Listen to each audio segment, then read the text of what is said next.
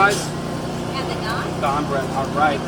Move over, Thai menus. There's another taste that's capturing the tongues of hungry people everywhere, especially here in Central Florida. It's Indian cuisine. Delicious. It's Indian. First time I've seen Indian food here. If you've been to any of the art fairs, festivals, and outdoor concerts in southwest Volusia County, then you've seen Stephen and Rachel Paltrow's food truck, Parvathy's Kitchen.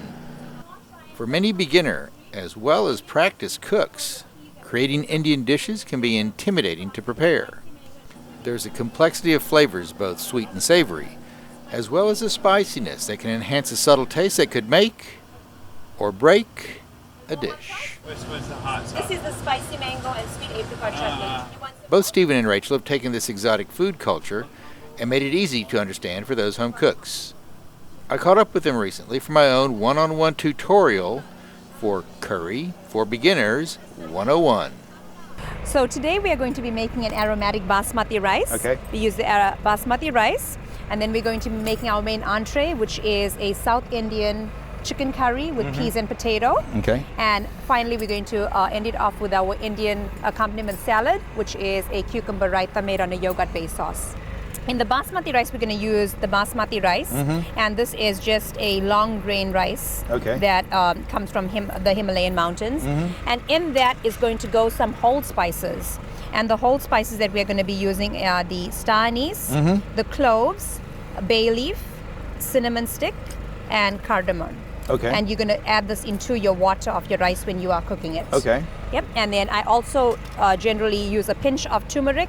That's just to give it a little bit of color. But turmeric also has its own medicinal properties and antioxidants and anti-inflammatories for the body that you want to get as well. But we use a lot of that in our cooking, both in the rice and in the curries too. Okay. Now with the curry, because that's going to be a little bit more, I won't say complicated, but it has more to it.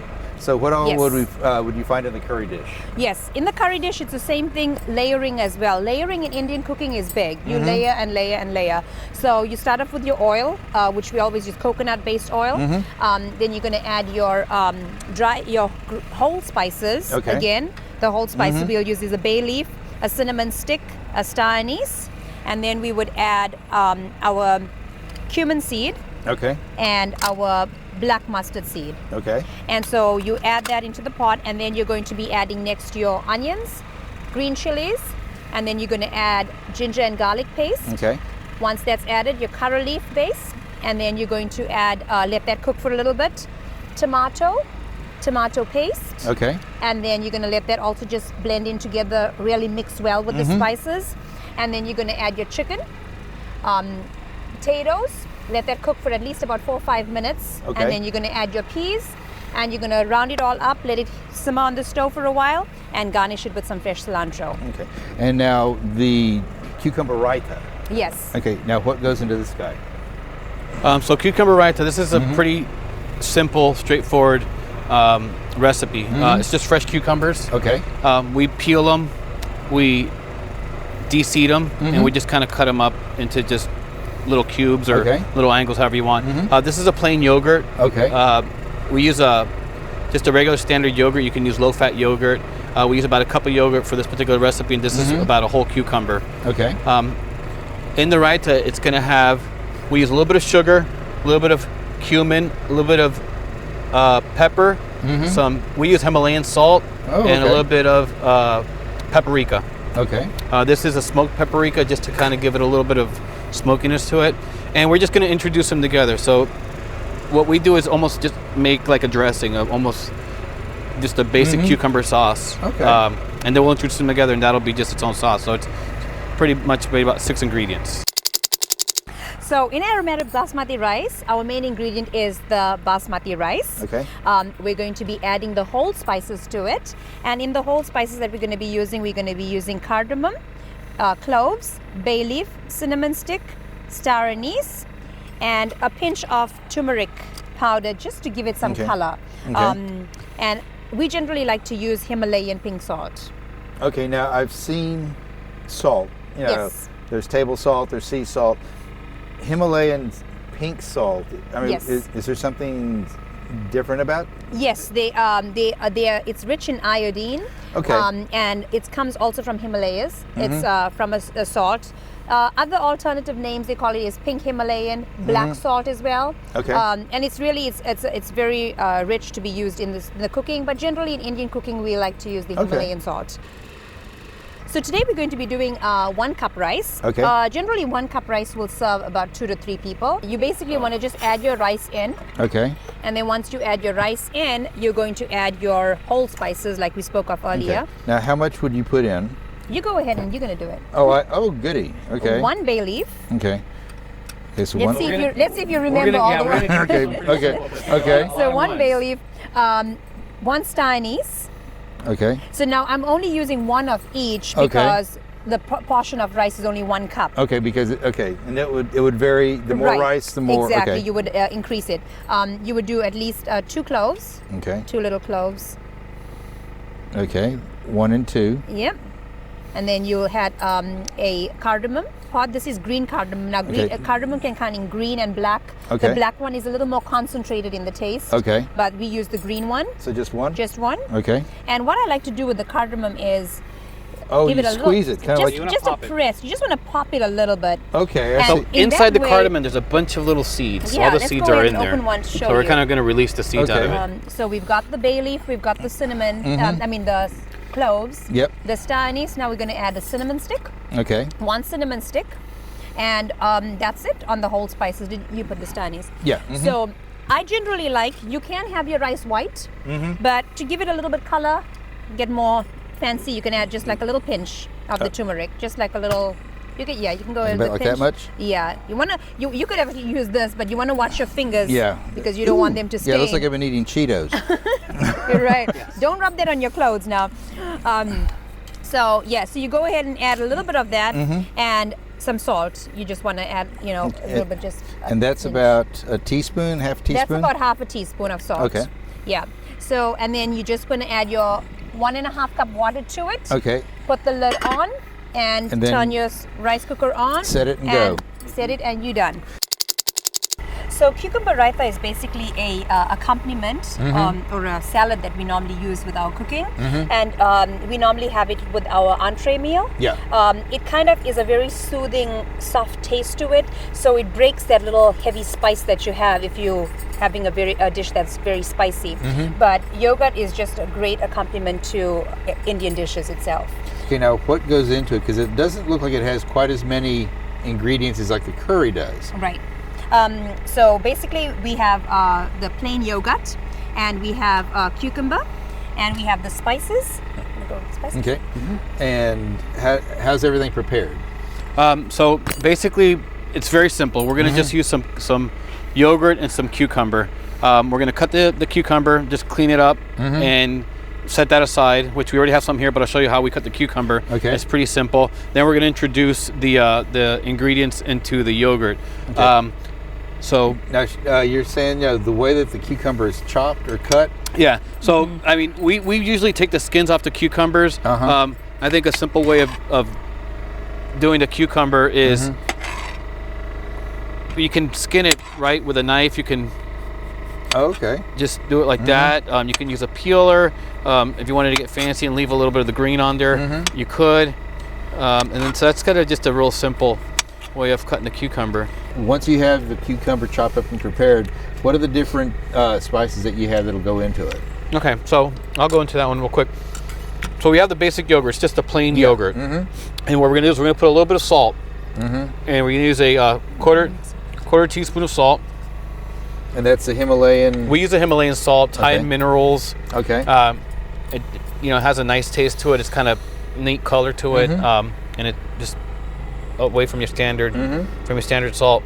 The ratio of sugar, so just basically plain white sugar, granulated sugar. Okay, and that is half a teaspoon? These are quarter teaspoons. Quarter teaspoon, okay. So for our cup of yogurt, we're using a quarter teaspoon of sugar and a quarter teaspoon of salt. Okay. Now we're going to go into some paprika.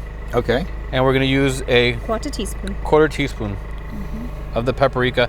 Too much of that's going to change the color of the yogurt, so you don't want it to get too orange or too red. And we use a smoked paprika as well. Okay. Just gives it that little more smoky taste to it. Okay. Yeah.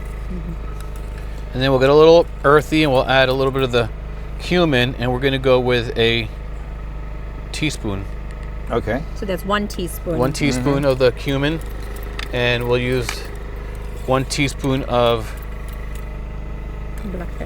Black pepper. peppercorn. So it's a very simple dressing. So basically we're just making a yogurt dressing. So once that's combined, does it need to sit for a little bit, or is it pretty much you like can ready introduce to go? it. You can introduce it. I mean, the sugars and the salts will break down if you let it sit for a few minutes, and they'll dissolve in there. So yeah, I think to get full flavors, if you let it sit for 10-15 minutes, that should be good. But then we'll just go ahead add and the salad. Yeah, make the salad right in there. Now, with this, I guess, is this considered like a traditional dish? You know, Southern Indian dish. The raita is generally throughout India. Okay. You have raita all over, but we generally, use it with almost all our dishes. So you'll always have a raita at home, basically. Okay. And it's good, like Stephen was saying earlier, you can make this and it can stay for at least, a good two days in the fridge. So if you make a big batch, you can have it for today's supper and tomorrow's supper as well. Okay. So, but yeah, it's a great. It's also very healthy. Yeah. It's a healthier option for having a salad during the day because plain yogurt is really great for the body. And cucumbers, you can't go wrong. The South Indian chicken curry with peas and potato is very similar, like most of our entrees, is layered cooking. So Yes. a lot of layers go into it. You want to start off with oil. We generally use coconut oil. Okay. You can see it's gone all together, but generally they'll be in the heat. It flattens out. And then we're going to be using whole spices. Okay. And the whole spices that we are going to be using today in that is the bay leaf, star anise, cinnamon stick, and we are going to be adding mustard seed to it and cumin seeds. Okay. You're going to let that sit in the pot for at least 30 seconds. Okay. And once it heats up a little bit, then you will hear the mustard seed Start to a little. pop, like what Yes. you're saying? Okay. Yes, it'll pop a little bit, and then once it pops in, then you're going to add in your sliced onions. Sliced onions, chili is optional, and these green chilies are these little green ones right here. They very, very spicy. Yeah. So they're very optional. So if you wanna add it, you can. But if you don't want to, you can eliminate them. Okay. And then you're gonna add your curry leaf, which is basically our Indian parsley. So you can go ahead and smell it. You'd find this in every Indian home. So, and we use it in all our cooking. You can use it as a garnish, or you can use it in your cooking as well.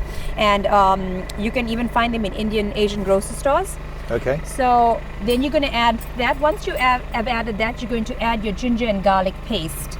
So Okay, that's like you said before, garlic and ginger, you mince it up and then you combine it. yes, you blend it together, and this is your ginger garlic paste. You can go ahead and smell that Okay. too. And you can see, Yes. it's got that strong.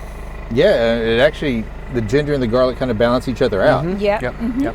We'll put it in a little food processor just to kind of get it to really kind of puree almost together. When you do it just with a knife and a fine knife, it's kind of minced. Yeah. When you put them in the processor, you can really kind of get them to break down and kind of blend a little bit better together. That's into a good more of a point. paste. And another good point is you can actually make this in advance and keep it'll it in stay? It'll Yeah. stay. Put a You little can oil, keep it a a little bit of oil. oil. So you can make it in a little jar.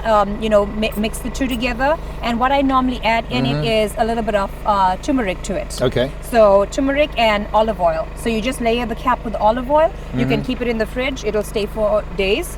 Another option, my mom used to do this often, is make a huge batch and freeze it.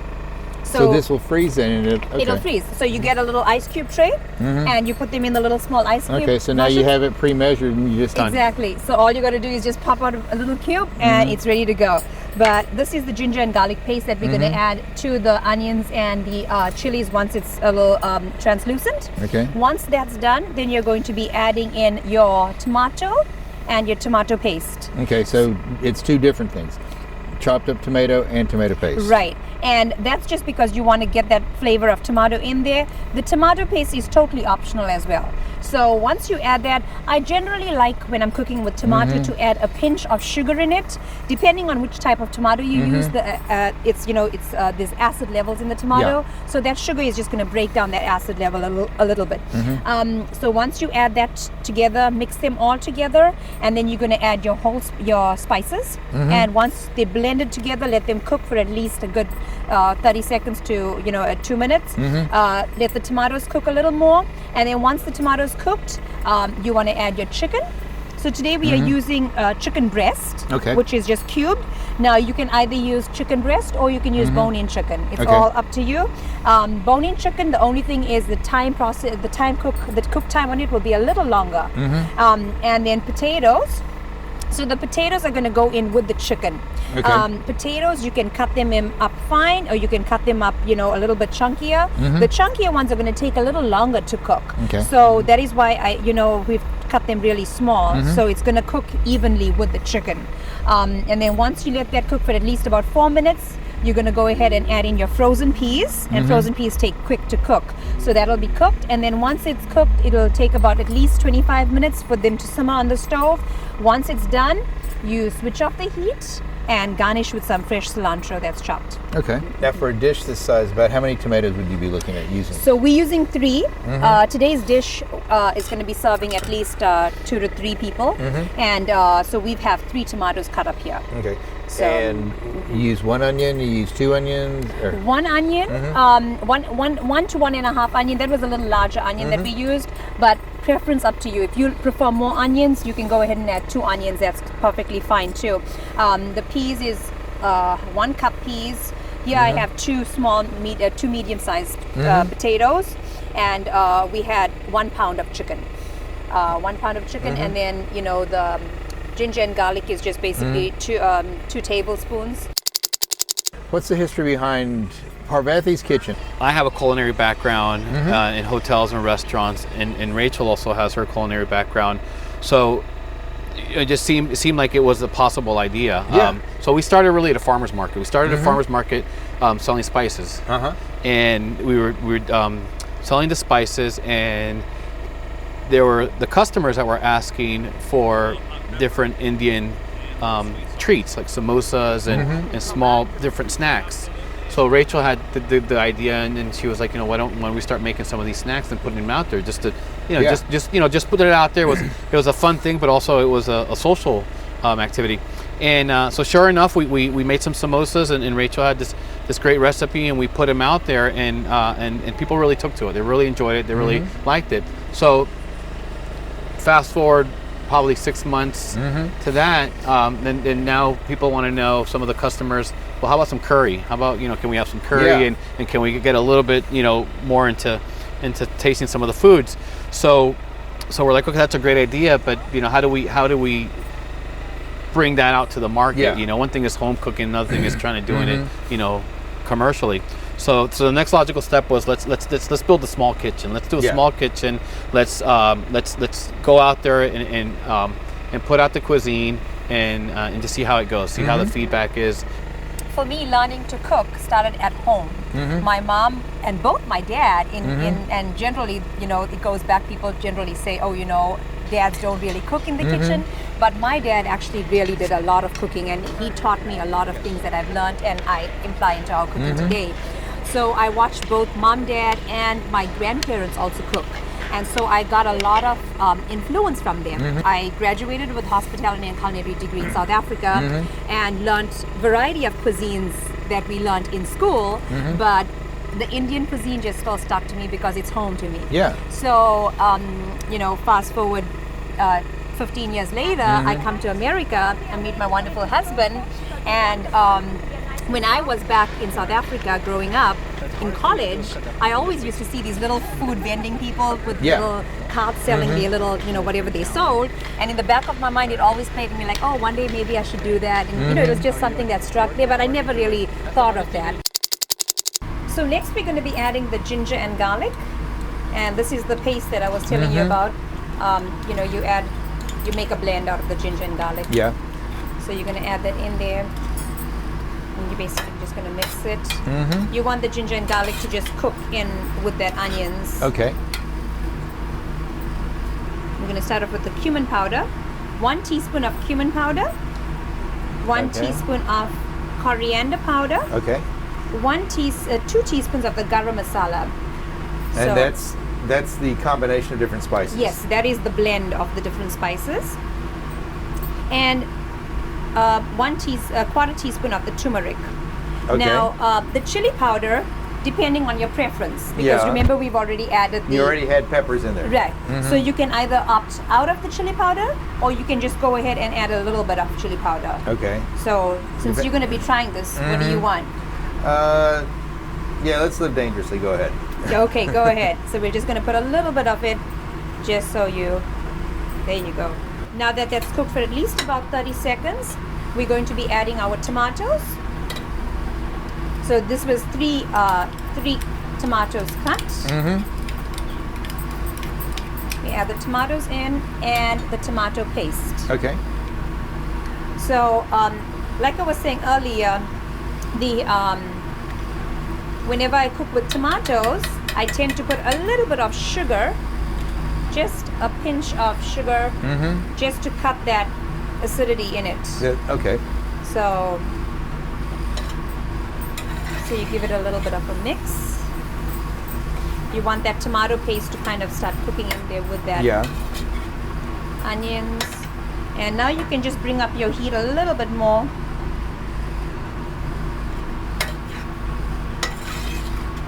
And yet again, if it is sticking, you can add a little bit more water, so it will kind of loosen it up and not stick to the bottom of the pan. So once that's all getting cooked, can you get the aroma and smells? Yeah, I was gonna say it's really becoming aromatic. You can smell that a lot of the spices are starting to really open up. Right. So I'm gonna just increase the heat a little bit more, and then you're gonna add some more water in it, so you can just get that.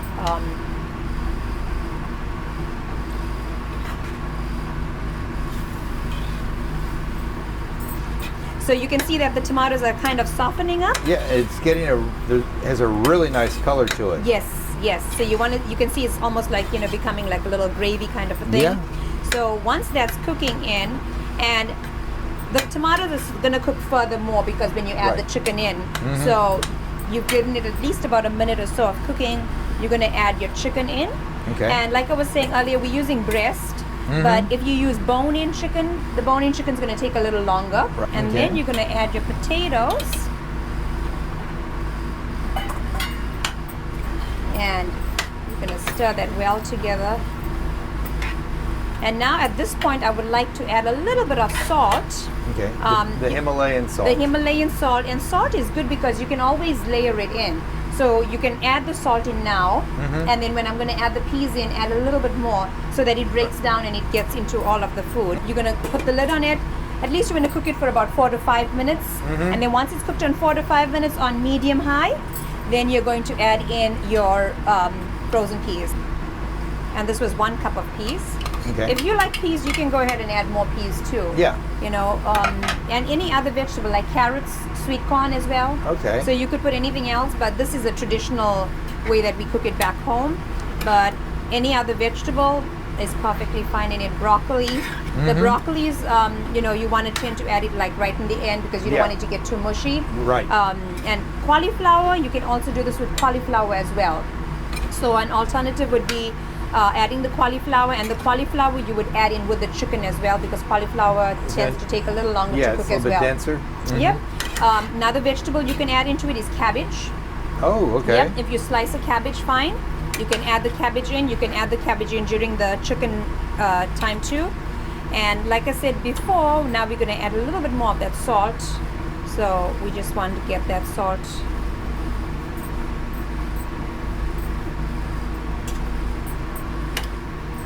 And we're going to let this cook for a little while. I'm going to add a little water in it. Okay. Because it probably might be better with a little gravy in it. But if you like your curries a little drier, then no need to add water. Just check on it from time to time because you don't want it to burn. That water is also just going to help the cooking process for the potatoes. Because remember, these potatoes might take a little longer. That is why we cut them really, smaller. So you want them to cook quicker. Yeah. So a little more water.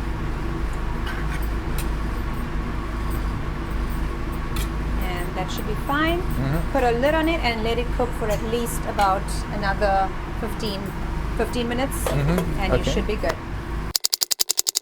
So here we have our nice delicious curry that we just made. The South Indian chicken curry with peas and potato. As you can see, the cinnamon stick is here. The star anise is here, and the big bay leaf. So when you make this at home, before you serve it to your guests and your family, you want to remove Go ahead these. and take those guys out? Yeah, you want to take them out. Just going to move this out here. You're going to bring in your raita. You're going to put that right there on the side, like so. And then we are going to garnish it with our cilantro. Nice little garnish right there. And I always like to take a little leaf. Okay. So right there. And right here we have aromatic basmati rice, South Indian chicken curry with peas and potato, and a cucumber raita. Okie dokie. So go ahead and try it. Dig in.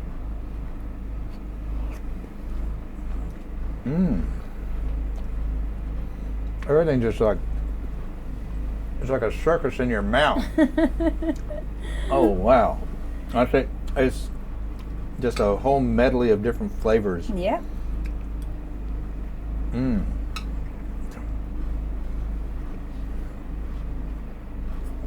That is really good. What did you think of the chicken and the flavors with the chicken in it? All the different flavors are coming through. It's like, depending on what part of my tongue they land on. It's hard to pinpoint, right? Because it's such a blend. So A lot of very warm flavor. Yep. I know it sounds kind of silly, but with the chilies and the cinnamon, the cumin, and the green mango pickle. So is it spicy for you? Actually, no. No? It's right about. It's just right. Perfect.